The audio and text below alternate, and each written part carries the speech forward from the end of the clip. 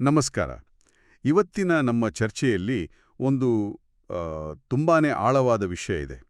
ದೇವರು, ನ್ಯಾಯ, ಪ್ರೀತಿ ಮತ್ತು ಆತನ ಆಜ್ಞೆಗಳು ಈ ಎಲ್ಲದರ ನಡುವಿನ ಸಂಬಂಧದ ಬಗ್ಗೆ ಒಂದು ದೇವತಾಶಾಸ್ತ್ರೀಯ ಗ್ರಂಥ ಏನು ಹೇಳುತ್ತೆ ಅಂತ ನೋಡೋಣ.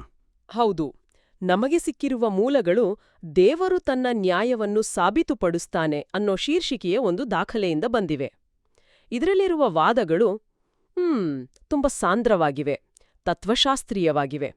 ನಮ್ಮ ಇವತ್ತಿನ ಉದ್ದೇಶ ಈ ಗ್ರಂಥ ಮುಂದಿಡುವ ಒಂದು ಸಂಪೂರ್ಣ ವಿಶ್ವದೃಷ್ಟಿಕೋನವನ್ನು ಬಿಡಿಸಿ ನೋಡುವುದು. ಸರಿ, ಹಾಗಿದ್ರೆ ಶುರು ಮಾಡೋಣ. ಈ ಗ್ರಂಥದ ಮೊದಲನೇ ವಾದವೇ ನನ್ನ ಗಮನ ಸೆಳೆಯಿತು.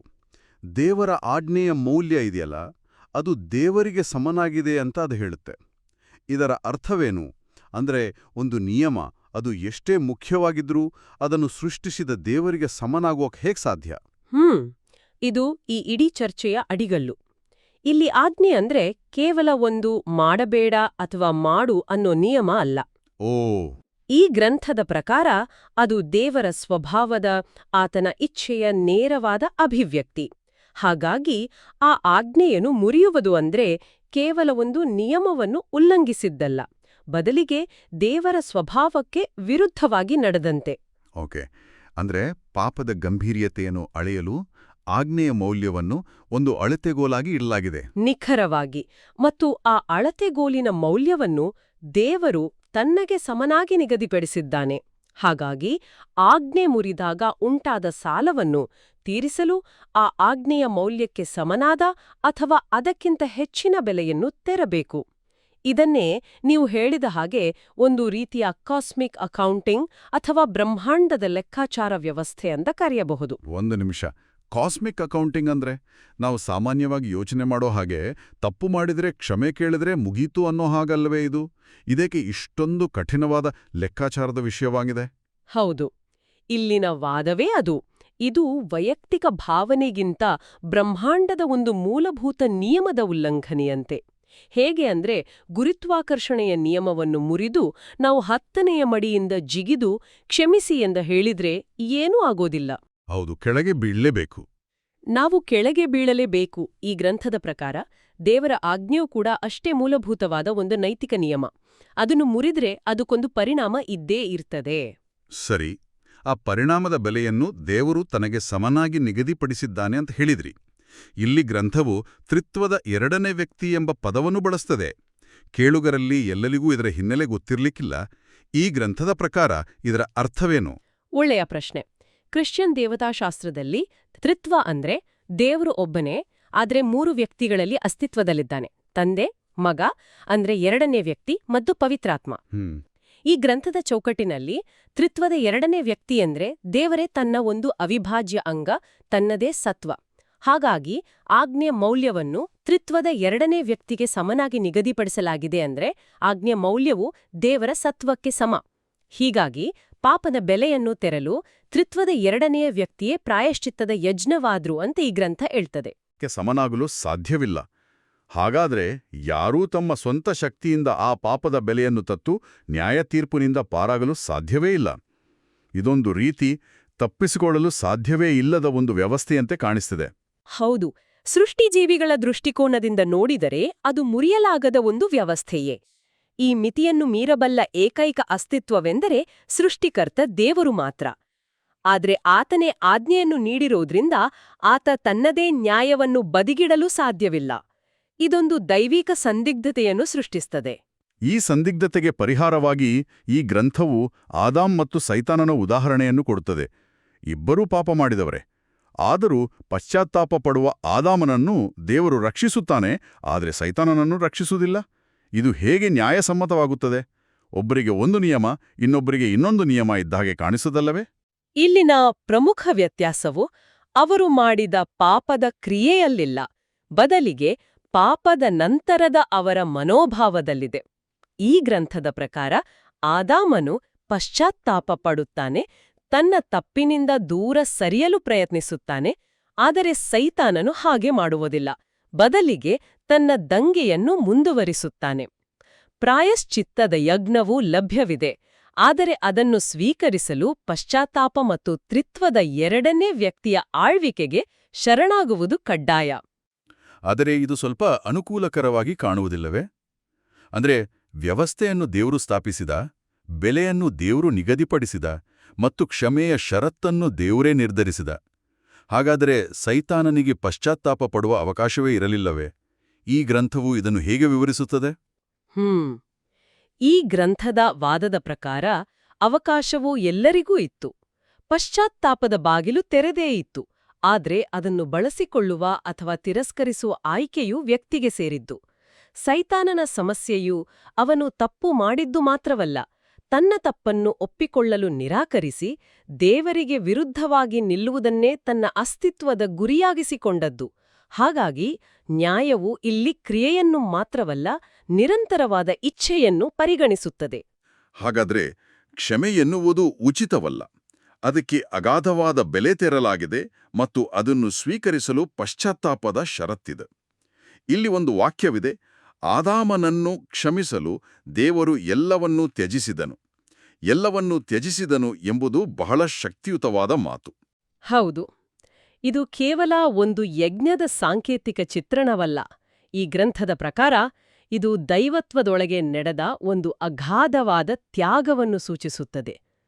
ತನ್ನದೇ ಸತ್ವವನ್ನು ಬೆಲೆಯಾಗಿ ತೆತ್ತು ದೇವರು ನ್ಯಾಯ ಮತ್ತು ಕರುಣೆ ಎರಡನ್ನೂ ಏಕಕಾಲದಲ್ಲಿ ಎತ್ತಿ ಹಿಡಿದನು.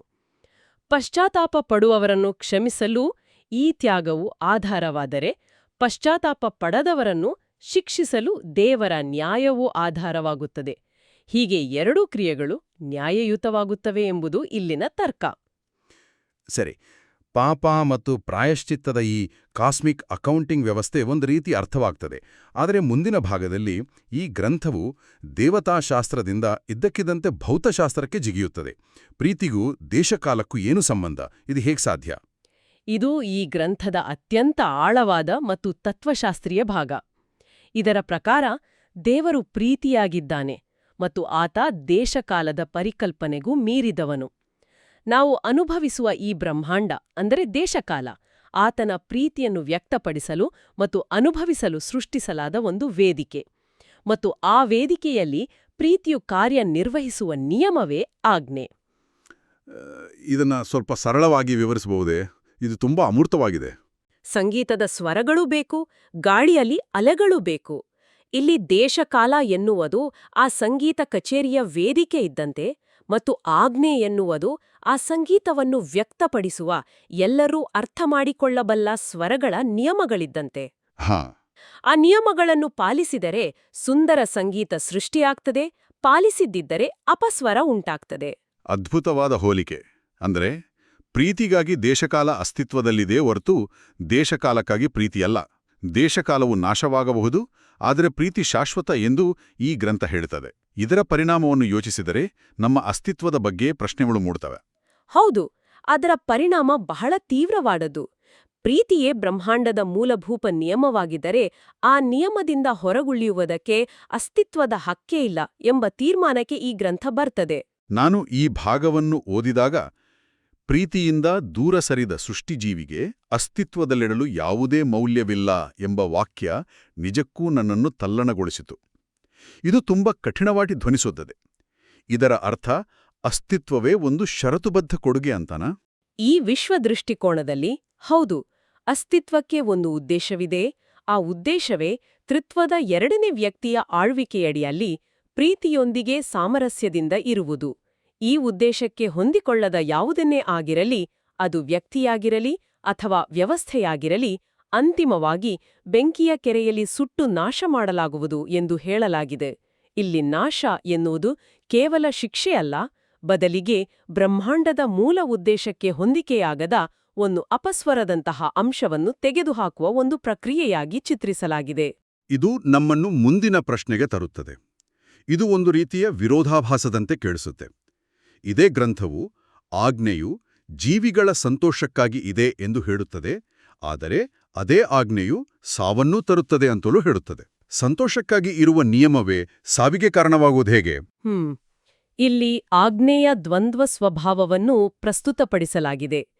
ಅದು ಒಂದೇ ವಸ್ತುವಾದರೂ ಅದನ್ನು ಸ್ವೀಕರಿಸುವವರ ನಿಲುವಿನ ಆಧಾರದ ಮೇಲೆ ಅದರ ಪರಿಣಾಮ ಬದಲಾಗುತ್ತದೆ. ತ್ರಿತ್ವದ ಎರಡನೇ ವ್ಯಕ್ತಿಗೆ ವಿಧೇಯರಾಗುವವರಿಗೆ ಆ ಆಜ್ಞೆಯು ಜೀವವೃಕ್ಷ ಇದ್ದಂತೆ. ಅದು ಅವರಿಗೆ ಜೀವ, ಪೋಷಣೆ ಮತ್ತು ಸಂತೋಷವನ್ನು ನೀಡುತ್ತದೆ. ಸರಿ. ಆದರೆ ಅವಿಧೇಯರಾದವರಿಗೆ ಅದೇ ಆಜ್ಞೆಯು ಒಳ್ಳೆಯ ಮತ್ತು ಕೆಟ್ಟದ್ದರ ಅರಿವನ್ನುಂಟು ಮಾಡುವ ವೃಕ್ಷ ಆಗಿ ಅವರ ಪಾಪವನ್ನು ಬಯಲಿಗೆಳೆದು ಸಾವಿಗೆ ದಾರಿ ಮಾಡಿಕೊಡುತ್ತದೆ. ಅಂದ್ರೆ ಸಂತೋಷವು ಕೇವಲ ವಿಧೇಯರಿಗೆ ಮಾತ್ರ ಖಾತ್ರಿಯಾಗಿದೆ. ಇತರರಿಗೆ ಹಾನಿ ಮಾಡುವರ ಸಂತೋಷವನ್ನು ರಕ್ಷಿಸದಿರುವ ಮೂಲಕ ಆಜ್ಞೆಯು ವಿಧೇಯರ ಸಂತೋಷವನ್ನು ಕಾಪಾಡುತ್ತದೆ. ಈ ಗ್ರಂಥವು ಸ್ಪಷ್ಟವಾಗಿ ಅಪರಾಧಿಗಳ ಜೀವವನ್ನು ತೆಗೆದುಕೊಳ್ಳುತ್ತದೆ ಎಂದು ಹೇಳುತ್ತದೆ. ಇದು ಸಮಷ್ಟಿಯ ಹಿತಕ್ಕಾಗಿ ವ್ಯಕ್ತಿಯನ್ನು ಬಲಿಕೊಡುವ ಹಾಗೆ ಅಲ್ವಾ? ಹಾಗೇ ಕಾಣಬಹುದು. ಆದರೆ ಇಲ್ಲಿನ ತರ್ಕ ಸ್ವಲ್ಪ ಭಿನ್ನವಾಗಿದೆ. ಈ ಗ್ರಂಥವು ಸಂತೋಷ ಮತ್ತು ಸುಖ ಅಂದ್ರೆ ಕೊರಿಯನ್ ಭಾಷೆಯಲ್ಲಿ ಹೆಂಗ್ ಬಾಕ್ ಮತ್ತು ಕ್ವೆರಾಕ್ ನಡುವೆ ಒಂದು ದೊಡ್ಡ ವ್ಯತ್ಯಾಸವನ್ನು ಮಾಡುತ್ತದೆ. ಓ ಸರಿ. ಅಪರಾಧ, ಹಿಂಸೆ, ಮಾದಕ ವಸ್ತುಗಳು, ಇನ್ನೊಬ್ಬರನ್ನು ಶೋಷಿಸುವುದರಿಂದ ಸಿಗುವ ಆನಂದ ಇವೆಲ್ಲವನ್ನೂ ಸುಖ ಎಂದು ವರ್ಗೀಕರಿಸಲಾಗಿದೆ. ಈ ಸುಖದ ಅಂತಿಮ ಪರಿಣಾಮ ಸಾವು. ಆದರೆ ನಿಜವಾದ ಸಂತೋಷವು ಪರಸ್ಪರ ಪ್ರೀತಿಸುವುದರಲ್ಲಿ, ಸಾಮರಸ್ಯದಿಂದ ಬದುಕುವುದರಲ್ಲಿದೆ ಮತ್ತು ಅದರ ಅಂತಿಮ ಪರಿಣಾಮ ಶಾಶ್ವತ ಜೀವನ. ಹಾಗಾದರೆ ಬ್ರಹ್ಮಾಂಡವು ನೈತಿಕವಾಗಿ ಒಂದು ನಿರ್ದಿಷ್ಟ ದಿಕ್ಕಿನಲ್ಲಿ ಸಾಗುವಂತೆ ವಿನ್ಯಾಸಗೊಳಿಸಲ್ಪಟ್ಟಿದೆ. ಗುರುತ್ವಾಕರ್ಷಣೆಯ ನಿಯಮವನ್ನು ಮುರಿಯಲು ಸಾಧ್ಯವಿಲ್ಲವೋ ಹಾಗೆಯೇ ಈ ನೈತಿಕ ನಿಯಮವನ್ನು ಮುರಿದರೆ ತಾತ್ಕಾಲಿಕ ಸುಖ ಸಿಕ್ಕರೂ ಅಂತಿಮವಾಗಿ ವಿನಾಶ ಕಟ್ಟಿಟ್ಟ ಬುತ್ತಿ ಎಂಬುದು ಈ ಗ್ರಂಥದ ವಾದ. ನಿಖರವಾಗಿ ಇದು ಕೇವಲ ಒಂದು ಧಾರ್ಮಿಕ ನಿಯಮವಲ್ಲ, ಬದಲಿಗೆ ಬ್ರಹ್ಮಾಂಡದ ಭೌತಿಕ ನಿಯಮಗಳಷ್ಟೇ ಮೂಲಭೂತವಾದದ್ದು. ಗುರುತ್ವಾಕರ್ಷಣೆಯ ನಿಯಮವನ್ನು ಮುರಿದರೆ ನಾವು ಹೇಗೆ ಅನಿವಾರ್ಯವಾಗಿ ಕೆಳಗೆ ಬೀಳುತ್ತೇವೆಯೋ ಹಾಗೆಯೇ ಪ್ರೀತಿಯ ನಿಯಮವನ್ನು ಮುರಿದರೆ ಅಸ್ತಿತ್ವದಿಂದಲೇ ಪತನವಾಗುತ್ತೇವೆ ಎಂಬುದು ಇದರ ಹಿಂದಿನ ಗಂಭೀರವಾದ ತರ್ಕ. ಬಹುಶಃ ಈ ಇಡೀ ಚರ್ಚೆಯಲ್ಲೇ ಇದು ಅರಗಿಸಿಕೊಳ್ಳಲು ಅತ್ಯಂತ ಕಷ್ಟಕರವಾದ ವಿಷಯ. ನ್ಯಾಯ ತೀರ್ಪು ಅಂದ್ರೆ ಒಬ್ಬರನ್ನು ಬೆಂಕಿಯ ಕೆರೆಯಲ್ಲಿ ನಾಶ ಮಾಡುವುದು ಕೂಡ ಒಂದು ಪ್ರೀತಿಯ ಕ್ರಿಯೆ ಅಂತ ಈ ಗ್ರಂಥ ಹೇಳುತ್ತೆ. ಇದು ಹೇಗೆ ಸಾಧ್ಯ? ಇದು ಪ್ರೀತಿಯ ಸಾಮಾನ್ಯ ವ್ಯಾಖ್ಯಾನಕ್ಕೆ ವಿರುದ್ಧವಾಗಿದೆ. ಹೌದು, ಇದು ಬಹಳ ಸವಾಲಿನ ಕಲ್ಪನೆ. ಇದರ ಹಿಂದಿನ ತರ್ಕವನ್ನು ನಾವು ಹಂತ ಹಂತವಾಗಿ ಬಿಡಿಸಿ ನೋಡೋಣ. ಮೊದಲನೆಯದಾಗಿ, ಈ ಗ್ರಂಥದ ಪ್ರಕಾರ ದೇವರು ದೇಶಕಾಲವನ್ನು ವಿನ್ಯಾಸಗೊಳಿಸಿರುವ ರೀತಿಯಿಂದಾಗಿ ಇತರರಿಗೆ ಹಾನಿ ಮಾಡುವ, ಪ್ರೀತಿಯಿಂದ ದೂರ ಸರಿದ ಜೀವಿಯು ನಿಜವಾಗಿಯೂ ಆಳವಾಗಿ ಸಂತೋಷವಾಗಿರಲು ಸಾಧ್ಯವೇ ಇಲ್ಲ. ಸಾಧ್ಯವಿಲ್ಲವೇ? ಹೌದು, ಅವರ ಕ್ರಿಯೆಗಳು ಅವರಿಗೆ ತಾತ್ಕಾಲಿಕ ಸುಖವನ್ನು ನೀಡಿದರೂ ಅದು ಆಂತರಿಕ ಸಂಕಟ, ಅಪರಾಧಿ ಪ್ರಜ್ಞೆ ಮತ್ತು ಅತೃಪ್ತಿಗೆ ಕಾರಣವಾಗುತ್ತದೆ. ಆದರೆ ಅವರಿಗೆ ಹಾಗೆ ಅನಿಸದಿದ್ದರೆ, ಒಬ್ಬ ವ್ಯಕ್ತಿ ತಾನು ಮಾಡುವ ಕೆಟ್ಟ ಕೆಲಸದಿಂದಲೇ ಸಂತೋಷಪಡುತ್ತಿದ್ದರೆ, ಅವರ ದೃಷ್ಟಿಕೋನದಿಂದ ಅವರ ಸಂತೋಷವನ್ನು ಕಸಿದುಕೊಳ್ಳಲಾಗುತ್ತದೆಯಲ್ವಾ? ಇಲ್ಲಿಯೇ ಸಂತೋಷ ಮತ್ತು ಸುಖದ ನಡುವಿನ ವ್ಯತ್ಯಾಸ ಮುಖ್ಯವಾಗುವುದು.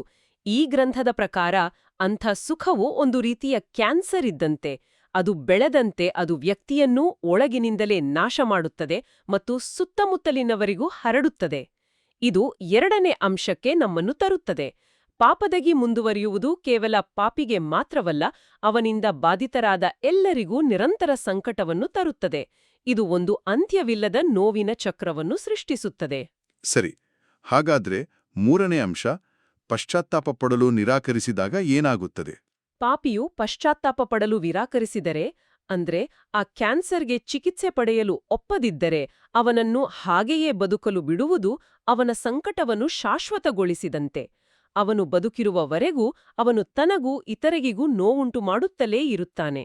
ಈ ಗ್ರಂಥದ ಪ್ರಕಾರ ಬದಲಾಗುವ ಇಚ್ಛೆಯೇ ಇಲ್ಲದವನನ್ನು ಆ ಸ್ಥಿತಿಯಲ್ಲಿ ಶಾಶ್ವತವಾಗಿ ಇಡುವುದು ಪ್ರೀತಿಯಲ್ಲ, ಬದಲಿಗೆ ಕ್ರೂರ್ಯ. ಸರಿ. ಈ ತರ್ಕವನ್ನು ನಾನು ಅರ್ಥಮಾಡಿಕೊಳ್ಳಲು ಪ್ರಯತ್ನಿಸುತ್ತಿದ್ದೇನೆ. ಅಂದ್ರೆ ನೋವಿನ ಅಂತ್ಯವಿಲ್ಲದ ಚಕ್ರದಲ್ಲಿ ಒಬ್ಬರನ್ನು ಶಾಶ್ವತವಾಗಿ ಬಿಡುವುದಕ್ಕಿಂತ ಅವರ ಅಸ್ತಿತ್ವವನ್ನು ಕೊನೆಗೊಳಿಸುವುದೇ ಹೆಚ್ಚು ಕರುಣಾಮಯಿ ಎನ್ನುವ ವಾದವೇ? ನಿಖರವಾಗಿ.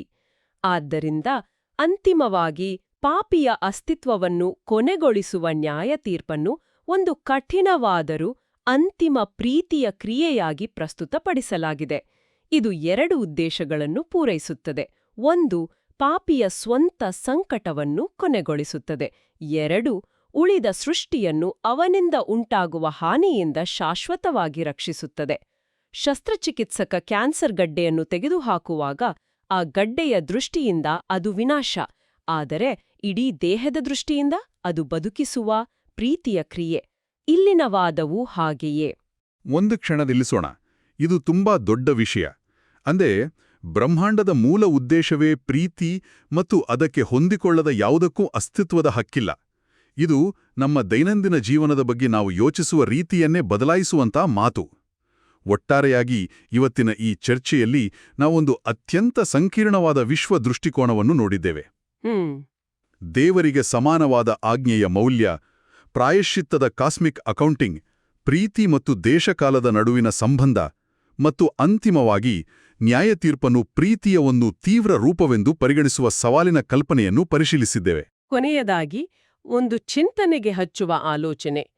ಈ ಗ್ರಂಥವು ನೈತಿಕ ನಿಯಮವನ್ನು ಭೌತಿಕ ನಿಯಮದಷ್ಟೇ ಬ್ರಹ್ಮಾಂಡದ ಮೂಲಭೂತ ಅಂಶವೆಂದು ವಿವರಿಸುತ್ತದೆ. ಇದರ ಅರ್ಥ ನಮ್ಮ ಕ್ರಿಯೆಗಳು ಕೇವಲ ಸಾಮಾಜಿಕ ಅಥವಾ ವೈಯಕ್ತಿಕ ಪರಿಣಾಮಗಳನ್ನು ಬೀರುವುದಿಲ್ಲ, ಬದಲಿಗೆ ವಾಸ್ತವದ ರಚನೆಯಲ್ಲೇ ಅಂತರ್ಗತವಾಗಿರುವ ತಪ್ಪಿಸಲಾಗದ ಅಂತಿಮ ಪರಿಣಾಮಗಳನ್ನು ಹೊಂದಿವೆ. ಹಾಗಾದರೆ ಒಂದು ವೇಳೆ ಬ್ರಹ್ಮಾಂಡದ ನೈತಿಕ ಚೌಕಟ್ಟು ಇಷ್ಟು ಕಠಿಣವಾಗಿ, ಗುರುತ್ವಾಕರ್ಷಣೆಯಷ್ಟೇ ನಿಶ್ಚಿತವಾಗಿ ನಿರ್ಧಾರವಾಗಿದ್ರೆ, ನಮ್ಮ ದೈನಂದಿನ ಸಣ್ಣಪುಟ್ಟ ಆಯ್ಕೆಗಳು ಮತ್ತು ಕ್ರಿಯೆಗಳ ಬಗೆಗಿನ ನಮ್ಮ ದೃಷ್ಟಿಕೋನವು ಹೇಗೆ ಬದಲಾಗಬಹುದು? ಇದು ಆಲೋಚಿಸಬೇಕಾದ ವಿಷಯ. ಪ್ರತಿಯೊಂದು ಸಣ್ಣ ಆಯ್ಕೆಯೂ ಕೇವಲ ತಾತ್ಕಾಲಿಕ ಪರಿಣಾಮವನ್ನು ಬೀರುವುದಿಲ್ಲ, ಬದಲಿಗೆ ಬ್ರಹ್ಮಾಂಡದ ಮೂಲಭೂತ ಸ್ವರೂಪದೊಂದಿಗೆ ನಮ್ಮನ್ನು ಹೊಂದಿಸುತ್ತದೆ ಅಥವಾ ಅದರಿಂದ ದೂರ ಸರಿಸುತ್ತದೆ ಎಂಬ ಅರಿವು ನಮ್ಮ ಜೀವನವನ್ನು ಹೇಗೆ ರೂಪಿಸಬಹುದು?